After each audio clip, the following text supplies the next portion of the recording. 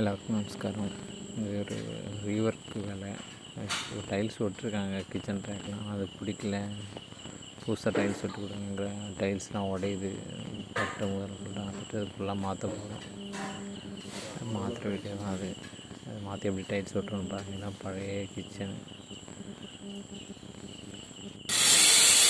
அடுப்புலாம் மாற்ற சொல்கிறாங்க. பவுலர் அடுப்பு அடுப்புலாம் போச்சு. டைல்ஸு கிடச்சிச்சுன்னா டைல்ஸுக்குள்ளே எடுத்துகிட்டு அது மாதிரி டைல் வச்சுக்கணும். அந்த டைல்ஸ் கிடையாது ரொம்ப ஸ்ட்ராங்காக இருந்துச்சுன்னா செய்து வச்சுருவாங்க. பூசணி உடனே சிம்மில் டைல்ஸ் வச்சுருக்கணும். காவச்சின டைல்ஸ்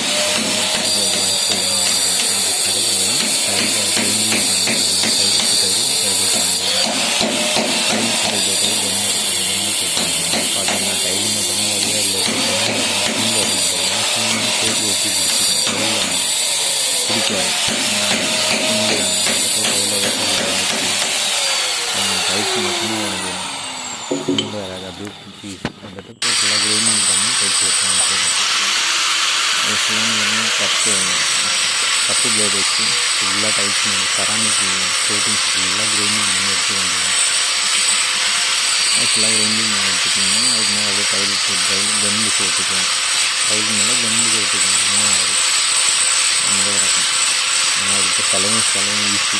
இந்த டைல்ஸை உடச்சி பூசி வாடுற செலவு.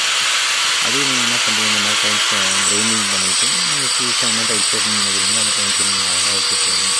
அந்த டைல்ஸை உடச்சி குச்சி உடச்சிக்கலாம். அது 4 ஆள் வச்சுட்டு வாடுற செலவு செலவு வரும். அதுக்கு நீங்கள் என்ன க்ரைண்டிங் பண்ணி நீங்கள் பழைய டைலே வைக்கணும். புதுசாக டைல் மாற்றணும்னு நினச்சிங்கன்னா நீங்கள் அழகாக அது மாதிரி க்ரைண்டிங் பண்ணி நீங்கள் டைல்ஸ் ஓட்டிகிட்டு போயிடலாம். க்ரைண்டிங் பண்ணுறதுக்கு நல்லா என்ன பண்ணுறீங்கன்னா, செராமிக் கோட்டிங்கில் நான் எடுத்துருக்க மாதிரி செராமிக் கோட்டிங் கம்ப்ளீட்டாக க்ரைண்டிங் பண்ணி வச்சுக்கோங்க. எடுத்து முடிச்சுட்டு ஒரு நல்ல நல்லா கூட்டி க்ளீனாக சுத்தம் பண்ணிவிட்டு ஒரு துணி எடுத்து என்ன பண்ணுறீங்கன்னா நல்லா துவைச்சிங்க. ஒரு காஞ்சி துணி வச்சு துவைச்ச பிறகு திரும்பி என்ன பண்ணுறீங்கன்னா ஒரு நல்லா துவைச்ச பிறகு அப்புறம் நீங்கள் டைல் வச்சுக்கணும்.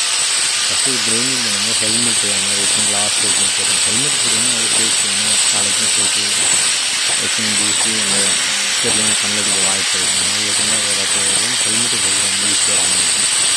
அப்புறம் கேர்லெஸ்ஸாக ட்ரெயின் இந்த ஹெல்மெட்டு கிளாஸ் வச்சுன்னு போட்டாங்க. இந்த கான்சன்ட்ரேட்லாம் அதுக்கு மேலே சேர்த்துட்டு வாஷிங் மிஷின் போட்டாங்க. என்ன பண்ணாங்க ஆக்சிடென்ட்னால இப்போ நல்லா பரவாயில்ல. நம்ம இந்த சுற்றி இருந்தாலும் பார்த்துக்கலாம்.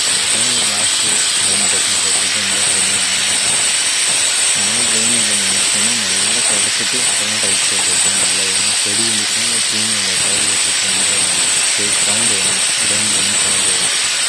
நல்லா தொடச்சிட்டு மண்ணு தீனி வச்சு நல்லா வச்சுன்னு நல்லா தொடச்சி செடி ஃபுல்லாக எடுத்துக்கிட்டு டைல்ஸ் போட்டணும். இப்போ இப்போ கம்ப்ளீட்டாக ட்ரைனிங் பண்ணி எடுத்தாச்சு. தொடச்சி முடிச்சிட்டேன். அதோட இப்போது டைல்ஸு ஒட்டிகிட்டு இருக்கேன். பாதி முடிச்சிட்டேன். ஒட்டிட்டு என்ன பண்ணுறீங்கன்னா, இந்த மாதிரி செவுத்தில் எல்லாம் இந்த ஒரு பத்தர் சொல்லுவாங்க. அது மாதிரி உங்கள்கிட்ட என்ன இருக்கோ அது திரும்பி வச்சு டைல்ஸ் மாற்றி வச்சுங்க. டைல்ஸ் மேலே இதே மாதிரி தைச்சிட்டு இதே மாதிரி நீங்கள் எப்படி செவுத்து எப்படி தைக்கிறீங்க அதே மாதிரி டைல்ஸும் தேய்ச்சிங்க. அது செவரு மட்டும் இப்போ டைல்ஸ் விட்டு தான் டைல்ஸ் வந்துட்டேன். ரெண்டுக்கும் நீங்கள் நல்லா அந்த செவத்துலையும் தேய்ச்சிட்டிங்க டைல்ஸும் தேய்ச்சிட்டிங்கன்னா ரொம்ப இறுக்கமாக பிடிக்கும். அது திரும்பி என்ன சவுண்டு வராது. அந்த மாதிரி எந்த ப்ராப்ளமும் வராது. நீங்கள் டைல்ஸை மட்டும் தேய்ச்சிட்டு நீங்கள் இந்த செவத்தில் ஓட்ட மாதிரி வச்சுருந்தீங்கன்னா அது காலப்போக்கில் ரிட்டன் வரதுக்கும் வாய்ப்பு இருக்குது. அதுலேயும் தேய்ச்சிங்கன்னா அது சீப்பு மாதிரி இருக்கும். அதோட ஒரு ட்ரிப்பை உருவாக்கும். அதுக்குள்ளாட்டி அதாவது நீங்கள் 2 பேரும் தேய்ச்சிங்க. இந்த ஜாலியை ஒட்டும் போது முடிஞ்சு வச்சு கரெக்டாக ரெடி பண்ணி வச்சுட்டிங்கன்னா ஒட்டினீங்கன்னா உங்களுக்கு கம்முக்கான அதிகமாக இழுக்காது. ஒரே அளவில் இருக்கும் மொத்தமாக. சொல்லிட்டு நீங்கள் பார்த்துக்க ஒரே அளவுக்கு கம்மு தைக்கிற மாதிரி நீங்கள் ஃபஸ்ட்டு பீஸ் கரெக்டாக வச்சுட்டிங்கன்னா பாக்கி இருக்க பீஸ் எல்லாமே உங்களுக்கு ஈஸியாக இருக்கும்.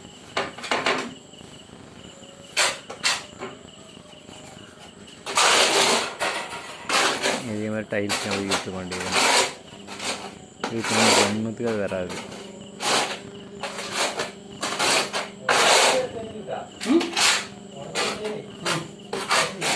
காப்போடி ஒருத்தருக்கு நம்ம வைப்ரேட்டர் வச்சு யூஸ் பண்ணுவாங்கன்னு நினச்சோம்னா அந்த வைப்ரேட்டர் வச்சு அடிக்கும்போது உள்ளாட்டு இருக்க டைரி வைப்ரேட் ஆகணும் என்ன பண்ணுறது அப்படிங்கிறதுனால நான் வைப்ரேட்டர் யூஸ் பண்ணலாம். ஏன்னா வைப்ரேட்டர் வந்து ரொம்ப ஹெவியான வைப்ரேஷன் அதிகமாக கொடுக்கும். மற்றது நான் வருஷத்துக்கு 30,000 இந்த வருஷத்துக்கு வந்து நான் வைப்ரேட்டர் யூஸ் பண்ணலாம். இந்த சாதா ரப்பரம் வச்சு நிறைய பேர் அப்படின்னா டைப்ஸ் கையை வச்சுட்டு நாளைக்கு வந்து இந்த ஸ்ட்ரைக் பண்ணாலே போதும். அது எதையும் அதை ஸ்ட்ரைக்கிங்காக உட்காந்துருக்காது. போட்டு மாட்டாதே அடிக்கவும் தேவையில்லை.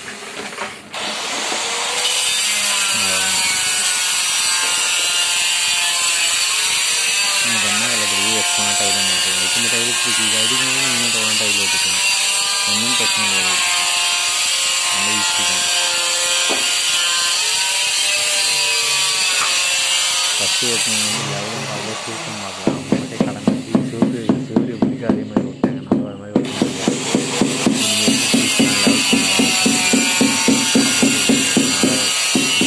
இன்னொருத்தங்க வேலை செய்யணும் அளவுக்கு இருக்கும். முடிஞ்ச வரைக்கும் லெவல் பிரகாரம் ஓட்டணும். அது பார்க்கறதுக்கு சுத்தமாகவும் இருக்கும். நல்லாவும் இருக்கும் பார்க்கறதுக்கு. ஃபஸ்ட்டு ஓட்டணும் வந்து கடன் போட்டுருக்காங்க. அடுத்த பீஸ் ஓட்டுறதுக்கு தேவையான கணக்கான இப்படியே பார்த்துக்கணும். ஒரு ஃபஸ்ட்டு பீஸ் வச்ச உடனே நம்ம மேலே வரைக்கும் அடுத்த டைல் ஓட்டுற அளவுக்கு கம்மு காணும் டைல்ஸ் காணலாம் இருக்கா அப்படின்னு செக் பண்ணி பார்த்துட்டு நீங்கள் லெவல் மட்டும் பார்த்தா போகாது. நீங்கள் அந்த கணத்தையும் பார்த்துக்கணும். ஏன்னா காலை கனவினில் காதல் கொண்டேன்